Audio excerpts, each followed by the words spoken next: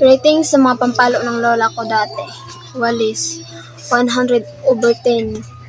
Kasi isang piraso lang talaga pinapalo sa akin ng lola ko, kaya sobrang sakit talaga. Chanelas, 5/10, kasi magaling ako sa sniper game, kaya iilagan ko to. Hanger, 5/10 lang din, kasi hindi naman ako palaging napapalo nito. Hindi to masyadong masakit. Sinturon, 10/10, kasi masakit din to. Na-try ko din to dati, sobrang sakit talaga. Kahoy, 4/10 lang, kasi isang beses lang ako napalo nito at tumakbo ako.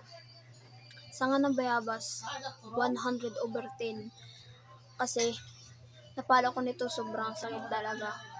Tapos yung yung may dahon pa dun sa dulo, yung talagang pinakamasakit.